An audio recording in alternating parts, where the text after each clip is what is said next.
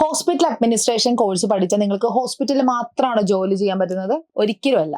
Hospital administration course പഠിച്ചു കഴിഞ്ഞാൽ നിങ്ങൾക്ക് ജോബ് ഓപ്പർച്യൂണിറ്റീസ് ഉള്ള ഒരുപാട് ഫീൽഡ് ഉണ്ട്. പക്ഷെ അതിനെക്കുറിച്ച് ആർക്കും വലിയ കാര്യമായിട്ട് അറിയില്ല. ഹോസ്പിറ്റൽ മാത്രം വർക്ക് ചെയ്താൽ മതി എന്നുള്ളവർക്ക് എന്ത് ചെയ്യാം? ഹോസ്പിറ്റലിൽ ചൂസ് ചെയ്യാം. പക്ഷെ ഹെൽത്ത് കെയർ പഠിക്കണം, പക്ഷെ ഹോസ്പിറ്റലിൽ വർക്ക് ചെയ്യാനും പറ്റില്ല. അങ്ങനെയുള്ളവർക്ക് വേണ്ടിയിട്ടാണ് ഒരുപാട് ഓപ്പർച്യൂണിറ്റീസ് നമ്മുടെ ഹെൽത്ത് കെയറിലുള്ളത്. അപ്പൊ അത് ഏതൊക്കെയാണെന്ന് ഞാൻ പറഞ്ഞുതരാം. ഫസ്റ്റ്, എല്ലാവർക്കും അറിയുന്നത് പോലെ തന്നെ ഹോസ്പിറ്റൽ അഡ്മിനിസ്ട്രേഷൻ കോഴ്സ് പഠിച്ചിറങ്ങി കഴിഞ്ഞാൽ നമുക്ക് ഉടനെ ജോലി കിട്ടാൻ ചാൻസ് ഉള്ളതും എല്ലാവരും ജോലി നോക്കുന്ന ഒരേ ഒരു ഫേം എന്ന് പറയുന്നത് നമ്മുടെ മൾട്ടി സ്പെഷ്യാലിറ്റി ഹോസ്പിറ്റൽസ് ആണ്. അതായത് ഹോസ്പിറ്റൽസിലേക്കാണ് എല്ലാവരും ഫസ്റ്റ് ഫോക്കസ് ചെയ്യുന്നത്. ഓക്കെ, ഇനി നിങ്ങൾക്ക് ഹോസ്പിറ്റൽ വേണ്ട, അപ്പൊ നെക്സ്റ്റ് ഓപ്ഷൻ എന്താ? നമ്മുടെ ഡയഗ്നോസ്റ്റിക് സെന്റേഴ്സ് ഉണ്ടല്ലോ, അതായത് ലാബ്, ഇവിടെയൊക്കെ നമുക്ക് എന്ത് ചെയ്യാം? ഇത്തരത്തിലുള്ള ഓപ്പർച്യൂണിറ്റീസ് ഉണ്ട്. പലപ്പോഴും അവർ അങ്ങോട്ടേക്ക് ഹയർ മാനേജേഴ്സിനെയും അതുപോലെ അഡ്മിൻ റോളിലേക്കൊക്കെ നമ്മുടെ ഈ ഒരു കോഴ്സ് കഴിഞ്ഞ കാൻഡിഡേറ്റ്സിനെ ഹയർ ചെയ്യാറുണ്ട്. സോ നിങ്ങൾക്ക് ഇപ്പോൾ ഹോസ്പിറ്റൽ വേണ്ടെങ്കിൽ നിങ്ങൾക്ക് ചൂസ് ചെയ്യാൻ പറ്റിയ അടുത്തൊരു ഓപ്ഷനാണ് ഞാൻ നേരത്തെ പറഞ്ഞ ഡയഗ്നോസ്റ്റിക് സെന്റേഴ്സ് എന്ന് പറയുന്നത്. അതുപോലെ തന്നെ മറ്റൊരു ഫീൽഡാണ് നമ്മുടെ ഹെൽത്ത് ഇൻഷുറൻസ് കമ്പനീസ്. നമുക്കറിയാം ഒരുപാട് ഇൻഷുറൻസ് അവൈലബിൾ ആണ്. പ്രൈവറ്റ് ഇൻഷുറൻസ് കമ്പനീസ് ഉണ്ട്, അതുപോലെ തന്നെ ഗവൺമെന്റിന്റെ അണ്ടറിൽ വരുന്ന ഒരുപാട് ഇൻഷുറൻസ് ഉണ്ട്.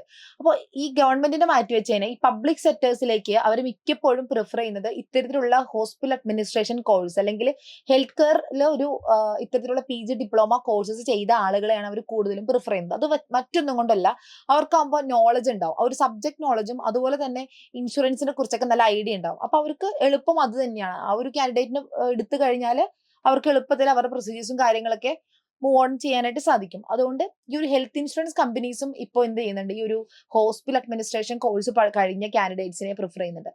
അപ്പൊ ഈ ഹോസ്പിറ്റൽ കൂടാതെ നിങ്ങൾക്കുള്ളത് ഈ ഒരു ഓപ്ഷൻ ഉണ്ട്, ഹെൽത്ത് ഇൻഷുറൻസ് കമ്പനീസ് ഉണ്ട്. ഇനി മറ്റൊന്നാണ് മെഡിക്കൽ ടൂറിസം ഏജൻസീസ് എന്ന് പറയുന്നത്. അവർ എന്ത് ചെയ്യുന്നുണ്ട്? വളരെ അഗ്രസീവായിട്ട് ഈ ഹെൽത്ത് കെയർ ഫീൽഡ് കഴിഞ്ഞ സ്റ്റുഡൻസിനെ, ഈ ഹോസ്പിറ്റൽ അഡ്മിനിസ്ട്രേഷൻ കഴിഞ്ഞ സ്റ്റുഡൻസിനെ ഇപ്പൊ ഹയർ ചെയ്യുന്നുണ്ട്. അപ്പൊ നിങ്ങൾക്ക് അതും ഒരു ഓപ്ഷനാണ്. മറ്റൊരു ഓപ്ഷനാണ് health care NGOs and projects എന്ന് പറയുന്നത്. അതായത് NGO ഓർഗനൈസേഷൻസ് ഉണ്ട്, അവരെന്ത് ചെയ്യും? ഹെൽത്ത് കെയറിലേക്ക് ഈ ഒരു കോഴ്സ് കഴിഞ്ഞ സ്റ്റുഡൻസിനെ ഹയർ ചെയ്യുന്നുണ്ട്. അതുപോലെ തന്നെ പുതിയ പുതിയ പ്രൊജക്ട്സിലേക്കും ഏതെങ്കിലും റിസർച്ചിനും കാര്യങ്ങൾക്ക് വേണ്ടിയിട്ടും ഹെൽത്ത് കെയർ ഫീൽഡിലുള്ള കാൻഡിഡേറ്റ്സിനെ പ്രിഫർ ചെയ്യുന്നുണ്ട്. അപ്പൊ ഇവിടെയൊക്കെ നിങ്ങൾക്ക് ഒരു വാസ്റ്റ് ഓപ്പർച്യൂണിറ്റി ആണ് കാണാൻ കഴിയുന്നത് ആഫ്റ്റർ ദിസ് കോഴ്സ്. പിന്നെ വരുന്നത് നമ്മുടെ ഇന്റർനാഷണൽ ഹോസ്പിറ്റൽസ് ആണ്. ഇന്റർനാഷണൽ ഹോസ്പിറ്റൽസിലേക്ക് ഇപ്പോൾ എല്ലാവരും ചോദിക്കും, ഈ ഒരു കോഴ്സ് കഴിഞ്ഞ് GCC കൺട്രീസിലേക്ക് നമുക്ക് ജോബ് കിട്ടുമോ എന്നൊക്കെ ചോദിക്കും. നിങ്ങൾക്ക് ജോബ് കിട്ടും, ബട്ട് എക്സ്പീരിയൻസ് ഒരു മാറ്റർ ആണ്. അപ്പൊ ഞാൻ നേരത്തെ പറഞ്ഞ പോലെ ഒരു നല്ലൊരു ഇന്റേൺഷിപ്പോ എക്സ്പീരിയൻസും നിങ്ങൾക്ക് നമ്മുടെ കേരളത്തിൽ ഉണ്ടെങ്കിൽ നിങ്ങൾക്ക് എന്ത് ചെയ്യാം? ഈ GCC കൺട്രീസ് പുറത്തേക്കൊക്കെ നിങ്ങൾക്ക് ഈ ജോബ് ഒരു പരിധിവരെ നിങ്ങൾക്ക് കിട്ടും. അപ്പൊ അത്തരത്തിൽ ഇന്റർനാഷണൽ ഹോസ്പിറ്റൽസും എന്ത് ചെയ്യുന്നുണ്ട്? ഈ ഒരു കോഴ്സ് കഴിഞ്ഞ സ്റ്റുഡൻസിനെ ഇപ്പോൾ നോക്കുന്നുണ്ട്, അവരും നിങ്ങളെ ഫോക്കസ് ചെയ്യുന്നുണ്ട്.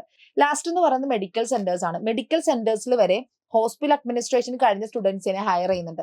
പിന്നെ ചില സ്റ്റുഡൻസ് നമുക്ക് ഷെയർ ചെയ്തൊരു കാര്യം എന്ന് പറഞ്ഞാൽ, ഇവർ ഇന്റേൺഷിപ്പിന് വേണ്ടി പോകുമ്പോൾ ചില ഹോസ്പിറ്റൽസ് ഇവരോട് പറയുന്നുണ്ട്, ഈ കോഴ്സ് പഠിച്ചിട്ട് കാര്യമില്ല, അല്ലെങ്കിൽ ഇത് നിങ്ങൾ ഹയർ ചെയ്തില്ല എന്നൊക്കെ പറയുന്ന രീതിയിൽ ഇവർ നമ്മളോട് പറയുന്നുണ്ട്. ആക്ച്വലി അത് ഇന്റേൺഷിപ്പ് കൊടുക്കാതിരിക്കാൻ വേണ്ടിയിട്ട്, അതായത് ഈ ഹോസ്പിറ്റൽസ് തന്നെ ഇന്റേൺഷിപ്പിനെ പ്രൊമോട്ട് ചെയ്യാത്ത ഹോസ്പിറ്റൽസ് ഉണ്ട്, അവരെ സംബന്ധിച്ച് അതൊരു എക്സ്ട്രാ ബാഡൻ ആയിട്ടാണ് അവർ കരുതുന്നത്. അതുകൊണ്ടാണ്. അപ്പൊ നമ്മുടെ സ്റ്റുഡൻസ് വന്നിട്ട് പറയും, മാം ഇത് തരുന്നില്ല. സത്യം പറഞ്ഞാൽ അങ്ങനെ ഒരു ഓപ്ഷൻ ഇല്ല. നിങ്ങൾക്ക് തന്നെ അറിയാം, ഇന്റേൺസിനെ വെച്ച് മാത്രം നടത്തുന്ന ഹോസ്പിറ്റൽസ് ഉണ്ട് നമ്മുടെ കേരളത്തിലുണ്ട്. അപ്പൊ അങ്ങനത്തെ ഉള്ളൊരു സമ്പ്രദായം നിലനിൽക്കെ എങ്ങനെയാണ് നിങ്ങൾക്ക് ഇന്റേൺഷിപ്പ് ഒരു ഹോസ്പിറ്റലിൽ ഈ രീതിയിൽ പറയുന്നത്, ഈ കോഴ്സ് കൊണ്ട് യൂസ് ഇല്ല എന്ന് പറയുന്നത്? അതൊക്കെ ആൾക്കാർ വെറുതെ പറയുന്നതാണ്.